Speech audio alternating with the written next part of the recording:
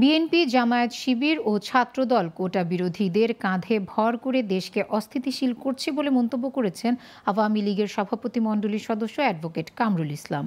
বৃহস্পতিবার বিকেলে কেরানীগঞ্জ মডেল থানার শাক্তা ইউনিয়নের নবাবচর সরকারি খেলার মাঠের উন্নয়ন কাজের উদ্বোধন অনুষ্ঠানে প্রধান অতিথির বক্তব্যে তিনি এ মন্তব্য করেন। এ সময় উপস্থিত ছিলেন শাক্তা ইউনিয়ন পরিষদের চেয়ারম্যান হাবিবুর রহমান হাবিব, ওয়ার্ডের মেম্বার মুজিবুর রহমান ও পারুল বেগম। কামরুল ইসলাম বলেন, কোটা বিরোধীরা সাংবাদিকদের ওপরও আক্রমণ করছে। তারা পুলিশকে আক্রমণ করার জন্য উস্কে দিচ্ছে। এরা কোমলমতি ছাত্র না, এরা মুক্তিযোদ্ধার সন্তান না, এরা বিএনপি জামায়াত। যারা মুক্তিযোদ্ধাদের বিরুদ্ধে তারা রাজাকার দালালদের সন্তান।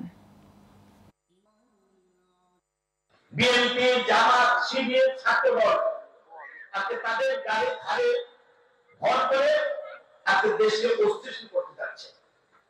সবাই কিন্তু ছাত্র না, তারা ছাত্র শিবিরের এই কোটা বিরোধীরা সময় টিভি সহ সাংবাদিকদের উপর হামলা করেছে।